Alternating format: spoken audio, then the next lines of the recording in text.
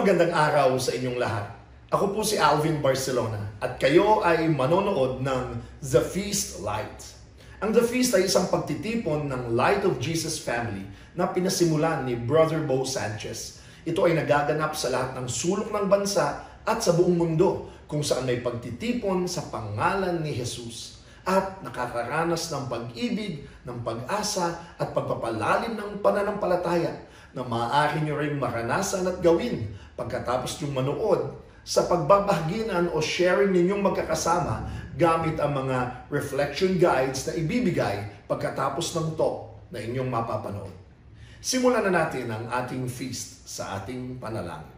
Sa ngalan ng Ama at ng Anak at ng Espiritu Santo. Amen. Sa araw na ito, tinatanggap ko ang pag-ibig ng Diyos para sa akin. Sa araw na ito, ako ay nagbubukas sa hindi masukat, walang hanggan at nag-uumapaw na kasaganaan ng Diyos sa buong sangnilikha. Sa araw na ito, ako'y nagbubukas sa biyaya, kagalingan at himala ng Diyos. Sa araw na ito, ako'y nagbubukas sa salita ng Diyos upang ako'y maging kahalintulad ni Jesus araw-araw. Sa araw na ito, aking itinatanghal na ako ay mahal ng Diyos. Ako ay lingkod ng Diyos. Ako ay makapangyarihang kampiyon ng Diyos. At dahil ako ay pinagpapala ko ang mundo sa ngalan ni Jesus. Amen. Sa ngalan ng Ama at ng Anak at ng Espiritu Santo. Amen. My beloved child, I miss you. Amidst your busy life, I long for our connection. No matter how far you've strayed, I'm ready to embrace you. I know the weight you carry. You don't have to carry them alone. Come home. I long to celebrate your return. Forgiveness is waiting for you. A feast is waiting for you. I am here, and you are deeply loved.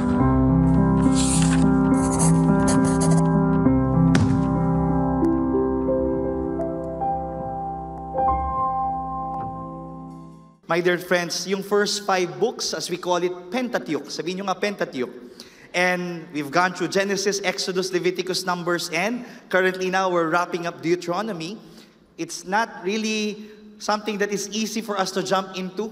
At kadalasan, pag titingnan natin, parang doon sa Old Testament, madalas nakikita natin, parang galit si Lord. Parang KJ, no? Si God. Para ba siyang punishing God, no? Parang pag nakita natin yung ganitong larawan, galit ang mukha ng Diyos. At maaring kaya hindi natin masyadong binabasa.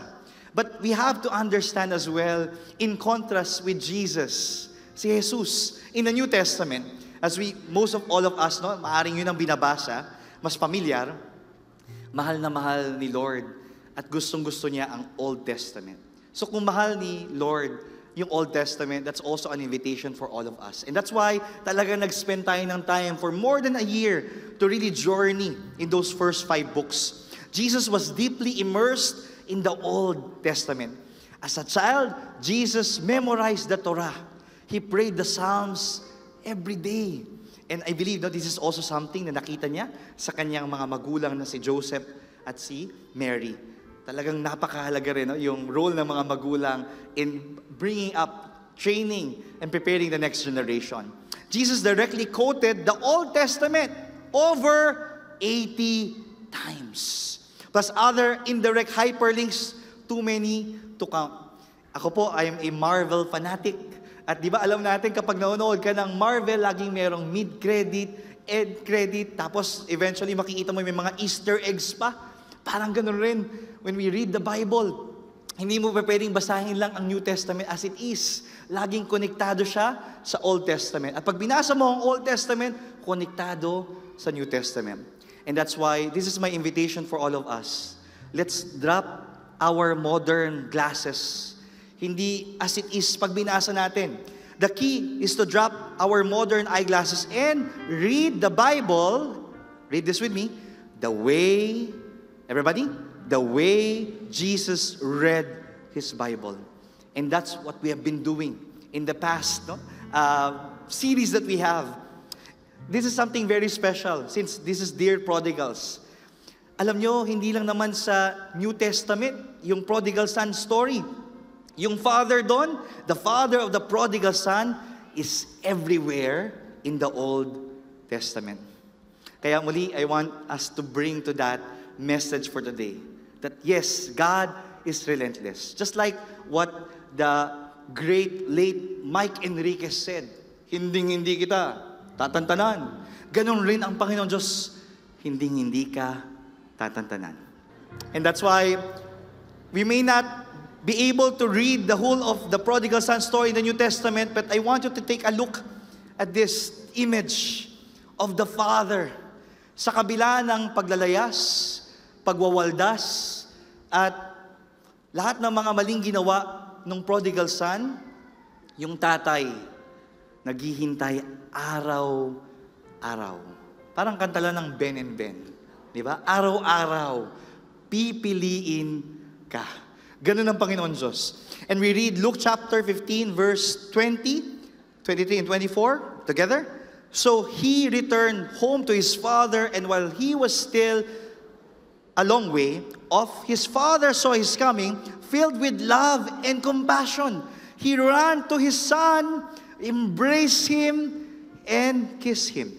And this is what the father said to the son.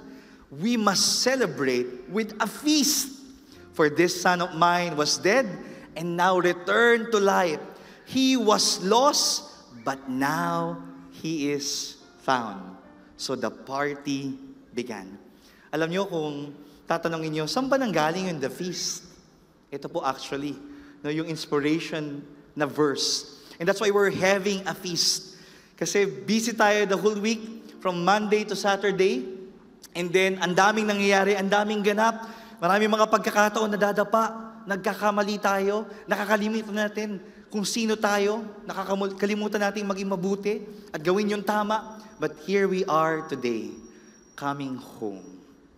That's why we're welcoming you home. All of us is just like that prodigal son. And the best part of it, ang Panginoon Diyos, ang ating Ama, naghihintay lang sa atin na magbalik loob. Amen?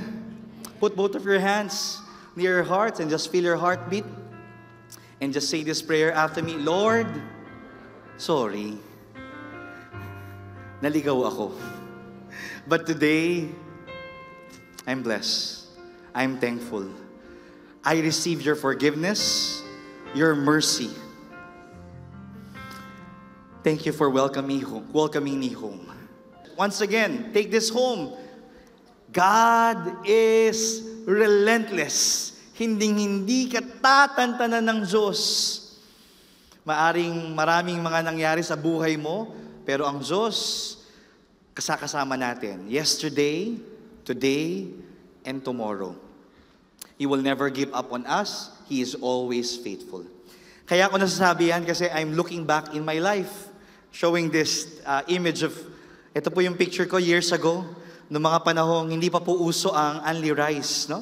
Payat pa tayo at parang bagong tubo lang yung buhok. I was still in the ROTC during that time. And I can say that I have experienced being that prodigal son. Yung nawala, naligaw, kung saan-saan nagpunta, naglustay. Looking back, na-experience ko po yon. Yung feeling ko parang hindi na ako karapat-dapat sa pagmamahal ng Panginoon Diyos. Pero ayun na nga, na-discover ko po ang feast when I was in college, and eventually, every time na babalik ako, it gives me hope na sa kabila ng aking mga pagkakulang, pagkakamali, sumasablay sa buhay, ito ang Panginoon Diyos, handa kong tanggapin. Pinipili ako. Because of that, no, people journey with me, family and friends, and it helped me grow, no, into maturity. Pero alam nyo, habang tumatagal rin, no, sa community, eventually parang ikaw na yung nagiging eldest son. Kaya ako po na-experience ko rin yung pagiging eldest son. Parang ganyan. O diba? Looks can be deceiving. Kala mo, ang bait-bait. Pero judgmental. No? Ay, ano ba yan? Late dumating. No? Ito mo, akala ko ba naman okay dito? Yung pala, may mga nagchichismis-chismis, mga marites. Tapos minsan, I find myself doing those things as well. Kaya ang nangyayari, imbis na ako ay lalo pang magbago, nagkakaroon ng ibang mukha, no, yung aking journey in the community. Nakikita ko rin na hindi perpekto ang lahat. Kaya imbis na katulad nung ama, ako ay with mercy, with compassion, may habag, may awa, ako mismo, parang kinukumpara ko na yung sarili ko sa iba. And I am saying this to you, na may mga pagkakataon na nagsiswitch doon sa pagiging prodigal son, the youngest, and pagiging eldest. Kaya saktong-sakto, ipinapaalala sa atin ng talk na ito, na sa kabila ng switching mo, kapatid, kung feeling mo ikaw yung youngest son, prodigal son, God is relentless.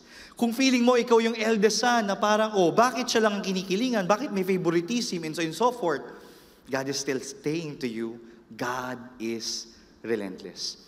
In fact, I want to invite you sa conversation na ito as you consider this for reflection, journal writing, sa inyo pong feast light, or sa inyo pong light groups. Number 1 question, when are the times in your life that you act like the prodigal son who departs from his father's house to find his happiness and abundance on his own?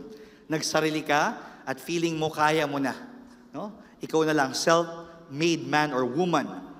Number 2 is this, and when are the times that you are like the older brother who doesn't partake of God's abundance? Like Adam and Eve who don't eat from the tree of life. Perhaps because he thinks he doesn't deserve it or doubts it. So think about this. Reflect on this. And all throughout this week, bago tayo mag-start ng brand new series ng Things Living, ang gandang pag-isipan, ipagdasal. Now, we have to understand that the Bible is an epic love story of a relentless lover. Ang Panginoon Diyos, hindi ka lang isang beses liligawan. Kahit na nag-yes ka na sa Kanya, kumbaga hindi lang kapag ka nagpapapogi ka pa lang, no? Hindi lang pag-engage lang, hindi lang pagkasal na, pero talagang pang forever, ipiperso ka ng Panginoon Diyos, ano man ang nangyayari sa buhay mo ngayon. We look into Genesis chapter 2 verse 9, and we have to understand that it starts with God building a home, a place of abundance for His children. Let's read this. The Lord God made all sorts of trees grow up from the ground, trees that were beautiful and that produce delicious fruit. In the middle of the garden, He placed the tree of life and the tree of knowledge of good and evil. Referring to Genesis, ikukonek kasi natin to na konektado siya in parallel to the story in the New Testament ng prodigal son story. Let me share with you at least 2 parallelism. May pagkakapareho. Unang-una, ito po. They live in God's abundance. Sabihin nyo nga po yon, abundance. And when we look into the Genesis story, in the story of Adam and Eve, di ba ginawa ng Diyos ang lahat? At ang kahuli-hulihan ay si Adam and of course eventually si Eve. At dito makikita natin na lahat ibinigay sa kanila. Kumbaga wala na kayong hahanapin pa. Of course, except, di ba? Yung sinabi sa kanila na huwag niyong kainin yung fruit na yon. Pero ito yung nangyari, spoiler alert, we all discovered this, that eventually, they ate the forbidden fruit. As if they're saying to God, Lord, kahit sinabi mo na ibibigay mo lahat, by us choosing this, ang mensahe po nila, I don't need you anymore. Sakit? Di ba? Ibinigay mo ng lahat. Parents, who are parents here? Parents, di ba? May mga ganyang experience. Maaring in looking after or raising your family, yung ibinigay nyo na ang lahat. Tapos, anak, bakit mo nagawa ito? Yung mga ganyan. Ganun rin po yung scenario na yon.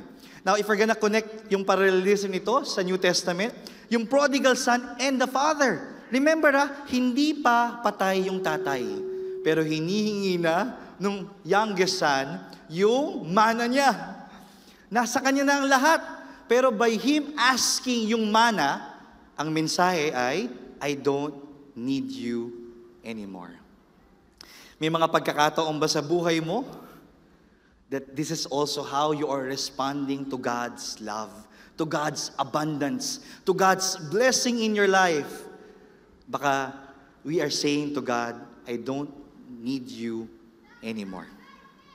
Here's the second parallelism. No? Tingnan natin to. They insisted on getting their abundance their way. Kumbaga, instead of doing it God's way, parang kumanta sila. We did it our way. And we can actually look into this, di ba? Katulad na ng desisyon ni Adam and Eve, kinain yung forbidden fruit, they're doing it their way. Ibig sabihin, nireject nila yung plano ng Diyos. Pero, alam naman natin, gumawa ng paraan ng Diyos para manumbalik tayo sa original plan ni Lord.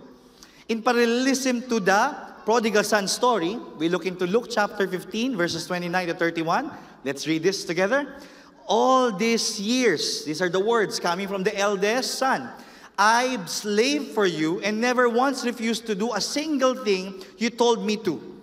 And in all that time, you never gave me even that one young goat for a feast with my friends. Hala siya.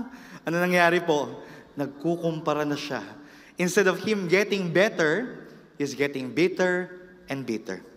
His father said to him, look, dear son, you have always stayed by me. Kasama mo ako. Magkasama tayo. And everything I have is yours. Ang lahat ng meron ako, sa'yo rin. And maybe this is a time for us also to look into this, no?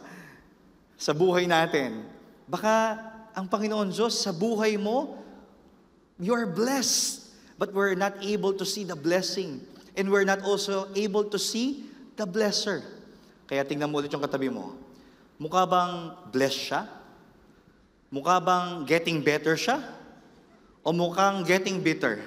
To the point that pag nakita sa social media, uy, nag-travel na naman siya. Sana all. Uy, na-promote siya. Sana all. Di ba? Yung parang as if we are constantly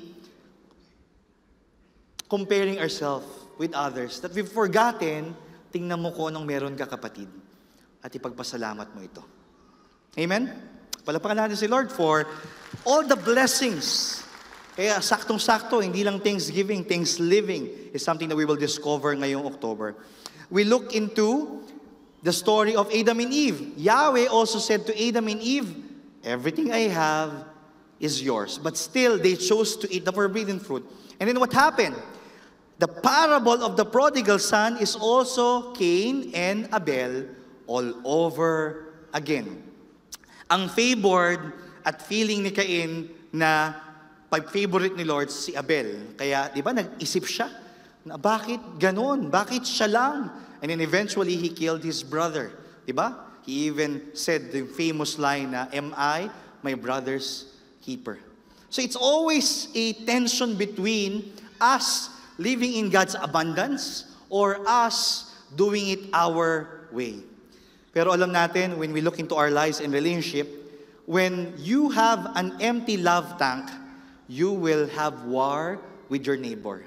Kapag may kakulangan sa buhay mo, you will always have conflict, tension. You will always have problems. Buti sana kung ikaw lang Pero ang nangyayari minsan, nadadamay mo pa ang iba. So my dear friends, if we know that God is relentless in His love for you, will you feel envious of anyone? Kung alam mo na mahal ka ng Diyos, kung alam mo na hindi ka tatantanan ng Diyos, bakit mo pa ikinukumpara ang sarili mo sa iba?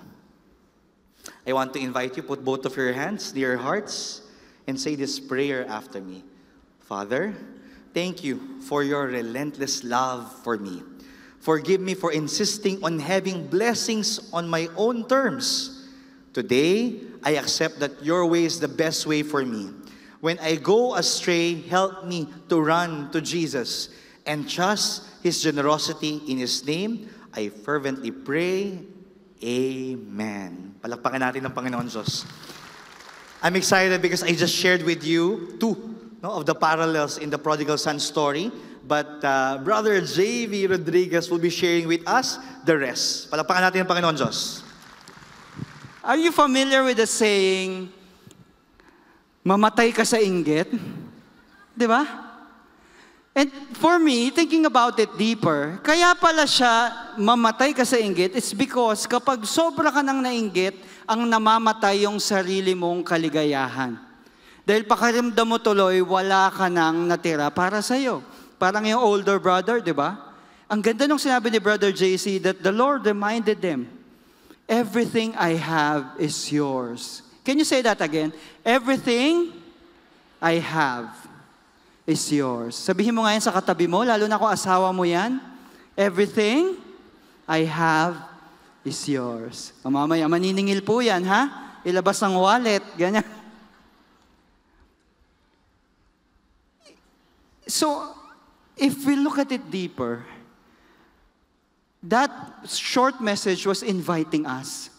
Tingnan mo kung ano nang meron ka sa buhay mo.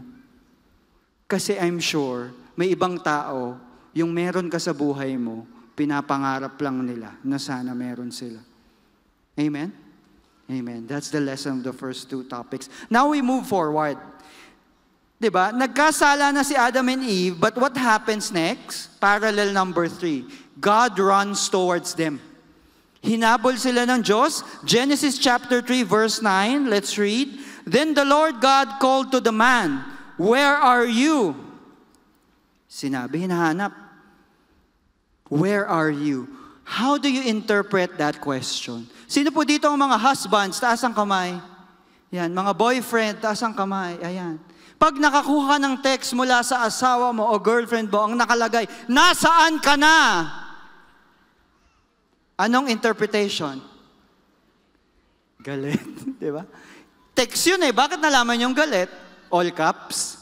May question mark, tsaka may exclamation point. Di ba kadalasan pag text, nung bago kami mag-asawa, akala ko yung nasaan ka na, namimiss lang ako ng asawa ko. Ngayon mas alam ko na, pag sinabi pa lang nasaan ka na, bigla na ako nag-iisip, ano kayang appointment namin ang nakalimutan ko? Anong oras ba dapat ako nakauwi? Bakit hinahanap na ako? Ganon. So, why am I saying that? Because in communication, there's this rule that they have. Ang sabi doon, the words that you say are not as important as how you say them. So bukod sa salitang sinasabi, mahalaga na alam mo kung paano sinabi. Kasi depende kung paano sinabi, iba ang ibig sabihin. Nakuha niyo po? Husbands and boyfriends uli, nung bago po ako may asawa, akala ko yung salitang bahala ka, ay bahala talaga ako. So minsan sabi ko sa asawa ko, mahal, meron tayong lakad mamaya, di ba? Pwede kong iusog ba ng konti? Kasi may kliyente ako, isisingit ko lang kasi sayang din naman. Ganon. Tapos sabi niya sa akin, bahala ka. Sabi ko, okay. Nung kinagabihang yun po, hindi na po ako nakatulog sa loob ng bahay. Kasi iba pala ibig sabihin nun. Dapat pala isipin ko na, bahala ka, magbabago yung schedule. So, anong lesson?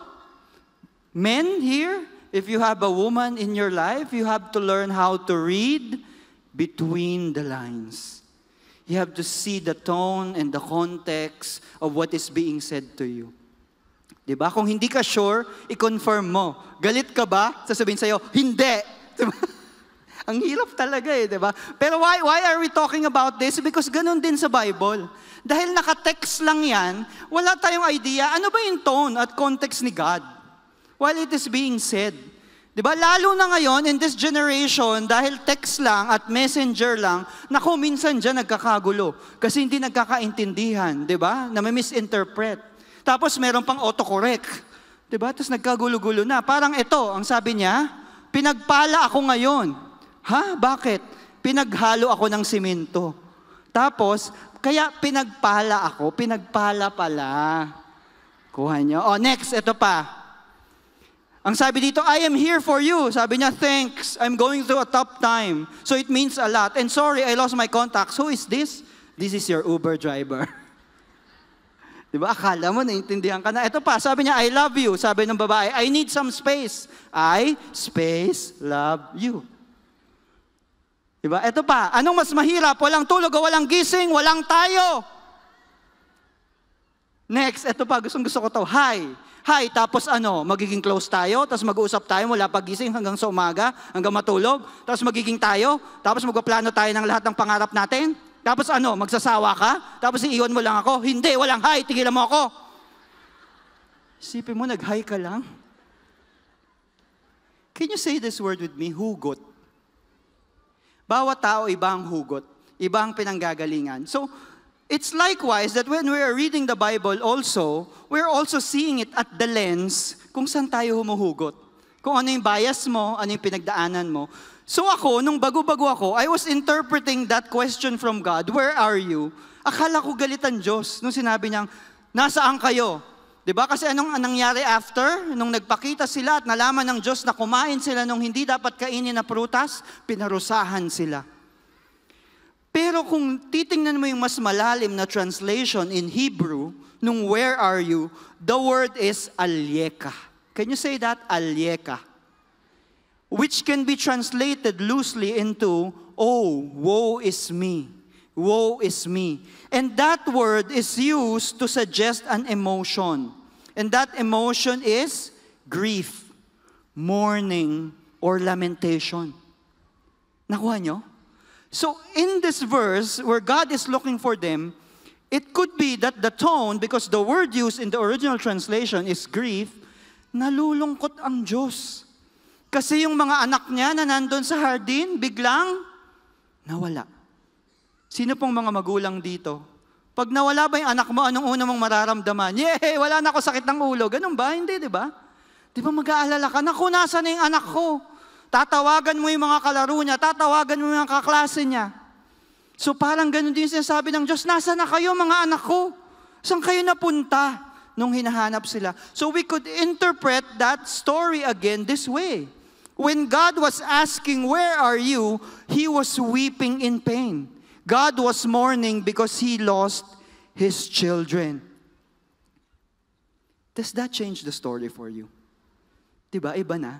Dati kasi pagkakaintindi ko, napagalitan lang sila. Ngayon, oo nga no, hinahanap pala sila. Kasi nawala sila. Nakuha nyo? So let's move forward. What happens next? Genesis chapter 3, verse 10 to 11. Number 4, fourth parallel. They hide in agony. So we read 10 to 11. Ang sabi doon, eto na si Adam, sumagot siya. I heard you walking in the garden, so I hid. I was afraid because I was naked. Sabi ng Diyos, who told you that you were naked? The Lord God asked, have you eaten from the tree whose fruit I commanded you not to eat? Diba? So again, tone ulit. Tapos subukan nating tingnan ng mas malalim. I was afraid that I was naked, so I hid. Ang tanong, was there ever a time na may damit sila Adan at Eva bago sila nagkasala sa garden? Diba? Ever since naman naked sila. So some scholars are interpreting na baka hindi talaga yun. Baka may something na mas malalim. Alam niyo kung anong hula ko? Yung bang naging bata tayo lahat, di ba? Alam niyo yung pag nakagawa ka ng mali, yung hanggat maaari gusto mong itago. Kasi ayaw mong ipaalam sa mga magulang mo, kasi anong mangyari? Papagalitan ka.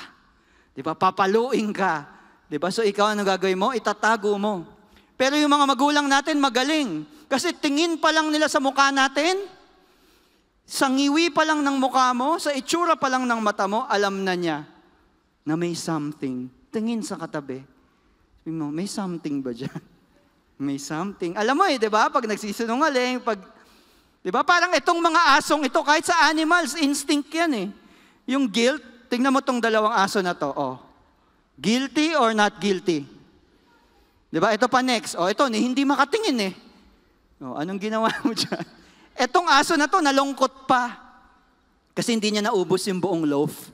Di ba? Etong huling aso, napangiti na lang. Di ba? Sa kasalanan niya. So I believe Adam and Eve hid not because they were naked, it's because they were guilty of what they have done. Nung na-realize nila na mali, oh no Lord, ito yung nagawa namin, nagtago sila, nako po, nahihiya kami. And do you know what? If we look again at the Hebrew translation, ang nakalagay doon, ang Hebrew translation for naked is also the same word used for agony. And that word for agony is sometimes used to the word agony of death. So parang this makes sense now. So nahihiya nga sila back then, kaya sila nagtago. So if we reinterpret the story now, knowing the 2 points we discussed earlier, una, when God asked, "Where are you?" He was weeping for his beloved children. And Adam and Eve were hiding because they were tormented for betraying God that loves them so much. Kumbaga, nahiya sila sa nagawa nilang mali. Nakuha nyo? Kapatid, bakit ito mahalaga? Kasi nangungusap ito sa'yo ngayon. Minsan ba nararamdaman mo yon, Brother JB, nahihiya akong umattend ng feast kasi minsan pakiramdam ko parang ang dami ko pang kasalanan eh. Nagigilty ba kayo minsan na parang, Lord, ang hirap lumapit uli sa'yo. Dahil eto na naman ako, may nagawa na naman akong mali. Pero ang magandang matutunan natin dito, hinahanap ka ng Diyos. Alam mo, habang nakaupo siya ngayon dyan, masaya siya. Next week, pag naisipan mong wag pumunta, ay, tinamad ako, ay, na-stress ako, ay, na-distract ako. Pag nakita niya, bakante yung upuan mo, sasabihin niya, nasa na kaya si Leo? Nasa na kaya si Maricar? Bakit wala siya today? Naku, ano kayang nangyari doon sa anak ko? Ganun ang Diyos, mga kapatid. Tingin sa katabi.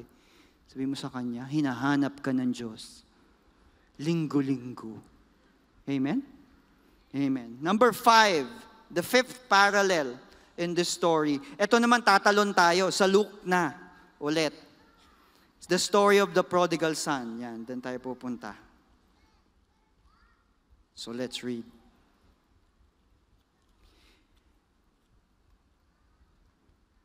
Number 5, sorry, Genesis pa rin pala yun. The barren life outside the garden. Na-excite ako eh. Gusto ko matapos agad. No, biglang gano'n. Dito, number 5 pa lang pala tayo. Ayan. Hi. So, diba, after they sinned, they got their punishment, they ended up living outside the garden. So, wala na sila sa presensya ng Diyos kasi yun yung rule. So, and this happened in Exodus. Nung nangyari doon sa Israelites, naalala niyo yung storya natin, they become exiles, they become slaves in Egypt. And gaano katagal before they finally enter the promised land? 40 years. Tingin sa katabi, 40 years. Mukha na bang 40 years or more? Yung katabi, ganon katagal. And it's the same with the prodigal son, kaya parallels ito eh. Diba yung prodigal son, nung nakuha niya na yung pera niya, ginawa niya yung gusto niya, he was also exiled. At nung nangyari, he worked for a Gentile. Back then, it was very demeaning for them. Kasi ang tingin ng Israelites, sila yung chosen ones. Tapos ngayon, magtatrabaho siya para sa isang hentil. Diba? Tapos, pinapakain pa niya yung baboy. Tapos sa sobrang gutom niya, gusto niyang kainin yung kaning baboy. Ganon. So the truth is this. The work inside the garden is productive and fulfilling, but the work outside of the garden is oppressive and dehumanizing. Bakit nga ba ganon? Have you ever wondered, bakit nga ba, Brother JB, hinahayaan ng Diyos mangyari yun? Na, alam mo naman yung pag ginawa natin, yung mapapasama tayo, magugulo yung buhay natin. Pero bakit na hinahayaan yun? Minsan na ba kayong napatanong ng ganon? Natanong nyo na yon? Tanong nyo sa akin, bakit nga ba? Parang ayaw nyo malaman yung sagot, no? Bakit nga ba? I believe it's because that God is a very loving God, that He respects our free will. So hindi niya papakialaman kung gusto mong gawin ito. Hindi niya papakialaman yon. Pero ang kasama nun, bawat pagkilos mo, merong katapat na consequence. So every action has a consequence. Ang tanong ko sa iyo, will you be ready for that consequence if you do that action? So kumbaga, ganun ka-loving si God that He will not interfere with your free will. Pero syempre, ganun din siya ka-just that He will not interfere with the consequence of the actions you will choose to do. Naalala ko this week, may horror story kami. 3 years old lang po yung anak ko, baby girl. Binabantayan ko siya, naglalaro siya. Lumakad siya papunta sa kwarto, napahawak siya sa electric fan. Alam mo, ibabaw ng electric fan. Maliit yung daliri ng 3-year-old, di ba? Na-shoot yung kalingkingan niya dun sa ventilador. Tapos narinig ko na, pak! Gumanon, sabi ko, patay. Tapos pagkuha ko nga ng daliri niya, may malaking hiwa, tapos tumutulo na yung dugo. So anong ginawa ko? Nilagyan ko ng tissue, inigup ko yung dugo, nilagyan ko ng betadine, Band-Aid. Tapos in my mind, I was saying, oh my God, Lord, kung kaya kong pigilan yun, pipigilan ko. Pero yun nga, I don't have 100% control. Diba, nandun lang naman ako, talagang napahawak lang siya doon sa ventilador. And I liken it to God, na parang, dahil ginawa niya tayo na may sarili din tayong isip, may sarili din tayong desisyon, may sarili din tayong kakayanan, syempre may preference siya. Parang ako, gugustuhin ko ba na yung anak ko masugat sa ventilador? May magulang po ba na gano'n, na gusto niyang pag napahawak yung anak niya sa ventilador, masusugatan? Ayaw nga natin, di ba? Kaya nga, may dadating pa sa bahay nating Shopee o Lazada, may pang-cover sa ventilador, di ba? Para hindi mahiwa yung bata. Pero at that moment in time, I realized I also have no power 100% because she has her own will also. In the same way, God is like that. So it is being told here that, yes, you may choose to be outside God because you have the power also to be away from God. But the consequence is you will not enjoy the benefits of being in His home. So I want you to ask yourselves this question whenever you're doing something. Ask yourself, what kind of work are you doing? Diba? Is that work that is aligned to God? Or is that work that has another agenda? Kasi for example, may ginagawa ka just to prove something, just to get revenge, di ba? Babawian ko yung iniwan ako. Sa mukhang palaka, huyo siya sa akin ngayon. Di ba? Pag may abs na ako, for a while it may fulfill you, but in the long run, if it's not aligned with what God wants you to do, it will mean nothing. So, the question is, kung gagawa ka na lang din ng mga action sa buhay mo, i-align mo na sa kung anong imbitasyon ng Lord, ng Diyos sa iyo, para you experience abundance. Tingin sa katabi, tingnan mo ang katabi mo kung gising pa yan. Diba? Sabihin mo sa kanya, let's follow God. Diba? Follow your heart, sabihin mo sa kanya. Add to cart. Hindi, wag ganon. Add lang, wag mo i-check out, ha? Para hindi ka gumastos. Okay? So next, ayan, dito na tayo pupunta sa Luke. Ito yung excited ako kanina. Advance tayo eh. So yan. The long road back home. Parallel na parallel yan sa story ng Israelites from Exodus, dyan sa Old Testament, pati dun sa prodigal son. Sa prodigal son, kung makikita mo, Luke chapter 15, verse 20, isang sentence lang yon. Ang sabi nila, so he returned home to his father. Mabilis lang. Pero if you will compare it to the journey of the Israelites, it was a long journey. Inisa-isa natin, di ba? From Exodus, Leviticus, Numbers, Deuteronomy, hanggang nakarating sila sa Promised Land for 40 years. But I love it because the same journey led to the Father. Jesus said this in Luke chapter 15, verse 20, ang sabi doon, and while he was still a long way off, ito na yung pauwi na yung anak. Malayo pa lang siya, nakita na siya ng tatay niya. His father saw him coming. Filled with love and compassion, he ran to his son, embraced him, and kissed him. Ganda nung nangyari, no? Sino yung pauwi? Yung anak. Pero sino yung mas excited makita yung anak? Yung tatay, yung anak ba mas excited makita yung tatay o yung tatay mas excited makita yung anak? Di ba yung tatay mas excited? Kasi yung tatay yung tumakbo.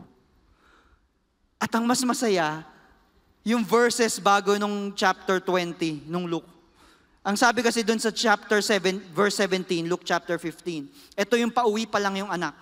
Nung pauwi siya, sabi niya ito, when he finally came to his senses, he said to himself, at home, ito yung nagtatrabaho na siya sa labas, sa babuyan, at home, even the hired servants have food enough to spare. And here I am dying of hunger. I will go home to my father and say, I have sinned against both heaven and you. I am no longer worthy of being called your son. Please take me on as a hired servant.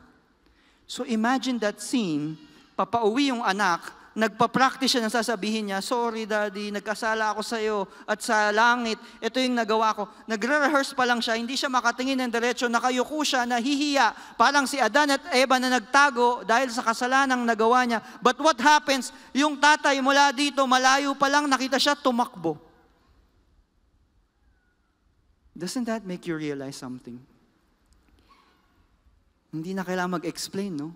Hindi na kailangan mag-sorry ng anak, no? Niyakap na siya agad at minahal siya kung ano pa man yung napagdaanan niya. And I believe God has the same invitation for everyone. Do you agree? Can I invite you to stand up? We're about to end.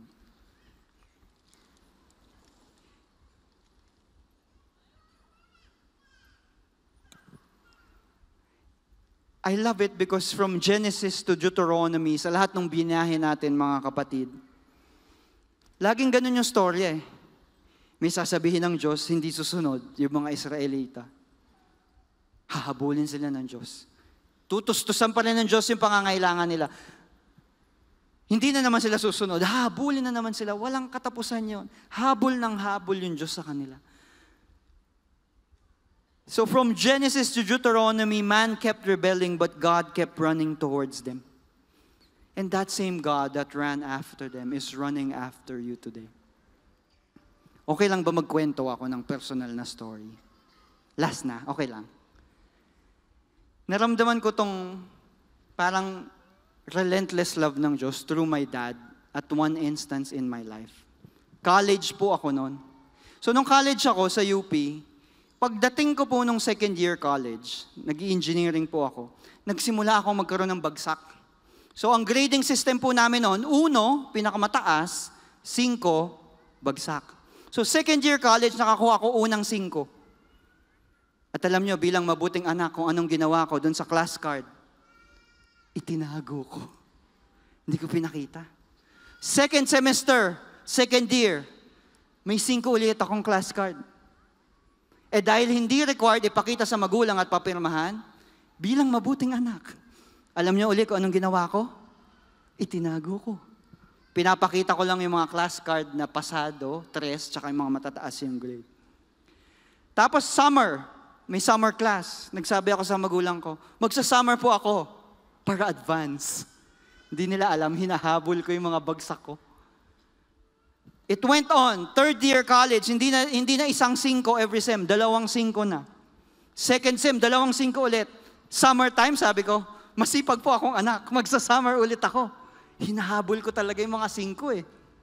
Until third year, ganun ulit. Fourth year, hanggang nagising ako sa realidad, mga kapatid. Hindi ko matatapos ng 5 years yung engineering sa dami ng bagsak ko. Hindi na rin kayang habulin kahit nagsasummer ako.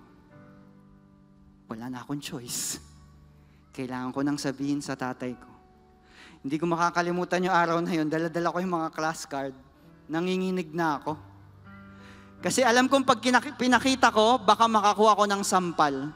Baka makakuha ako ng sermon na mahaba. Hinahanda ko na yung sarili ko. Pero wala na akong choice eh. Kailangan ko nang aminin kasi madedelay. Hindi na ako manghihingi ulit ng mag-extra year po ako. 6th year, pengin tuition. Magtataka na yon. So kailangan ko nang aminin. So, nung araw na yon, inabot ko yung class card sa tatay ko. Siyempre, inuna ko yung pasado sa harap. Para tingin mo yung pasado. Hanggang sa iniisa-isa na niya.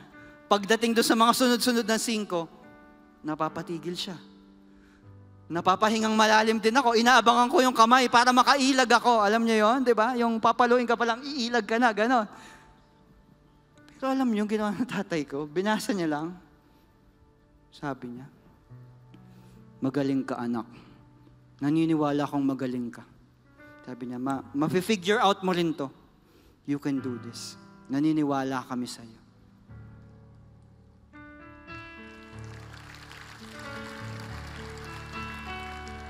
There I was thinking, because for all my life, I'm proud to share it, that I think I'm a good son because lagi naman akong honor nung bata ako. Nung lumalaki na ako, masunurin naman ako sa tatay ko. Nung sinabi niyang wag ako magpa-long hair, pumayag ako. Kung si Brother Alvin po siguro tatay ko at nagpaalam ako, pwede ba ako magpa-long hair? Papayag siya, pero yung tatay ko po hindi. Kaya nung gusto ko magpabutas nung tenga nung high school ako, ayaw ng tatay ko, sabi niya, sige, hindi rin po, sumunod ako. Tapos binili niya rin ako, huwag ka magpapatato. Sige po, hindi ako magpapatato. Ganyan. And all my life, akala ko, it's my good behavior that rewards the love of my father.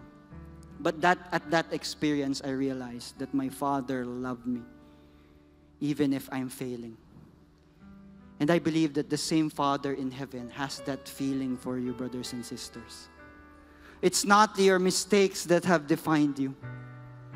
It's not your failures that He counts. It's your potential that He sees inside you. So you should trust His generosity. Because God is a relentless God that loves you so much.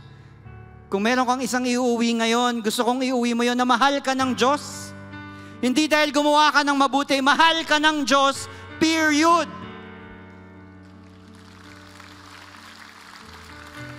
Yung paggawa natin ng mabuti is just our response to God's love. Because you know what? After that experience with my dad, the following semesters, wala na po akong bagsak. Puro 1 at 125 na yung grade ko. Natapos ko engineering in 6 years. After that incident, wala na po akong bagsak because I finally believe the potential my father saw in me that I never saw in myself before. So that is God's message for you today. You might be seeing yourself as someone sinful, a failure, someone who just commits mistake over and over again, but God is telling you today, I see something greater inside you. You must see yourself the way I see you. Because the way I see you as someone who will be victorious in life because you will be a blessing to so many people. Amen? Amen. So I want you now to put your hands on your hearts and let's pray. We're about to sing worship and respond to God's love, but right now I want you to take this time to just feel the presence of God. Thank you, Jesus. Thank you for your love. Thank you, Father. We're here today to experience your love. Help us come back to you. Brothers and sisters, look at me. Minsan kasi ganito. Imagine that God is here and you are here. Magkasama kayo. At minsan pakiramdam natin pag nagkamali tayo, tumatalikod tayo sa Diyos. Nakatabi natin. At pag nagkamali tayo ulit, lumalayo tayo paunti-unti. Nagkamali ka ulit. Nagkamali ka ulit. Nagkamali ka ulit. So minsan pag lumilingon ka, Lord, ang layo mo na. Paano ako babalik? Nandun ako dati. But I want you to realize this fact. Just like in our story, nung nag-decide ka na tumalikod sa Diyos at lumayo, nagkasala, alam mo ba yung Diyos kung anong ginagawa niya? Sumusunod pala sa'yo. Paisa-isa. So kahit malayo na pala yung narating mo at pakiramdam mo, Lord, ang dami ko ng mali, ang dami ko ng palpak, isa lang palang kailangan mo gawin. Babalik ka lang. Dahil ito pa rin yung Diyos naghihintay sa'yo.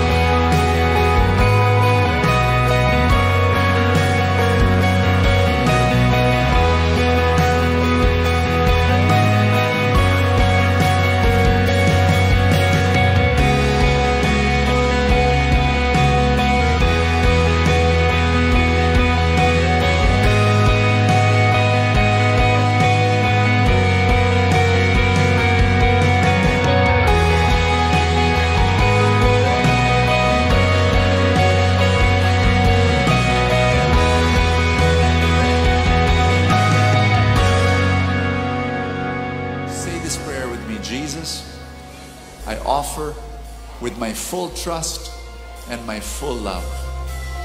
And I believe you will bless me more so I can give more. In Jesus' name, amen.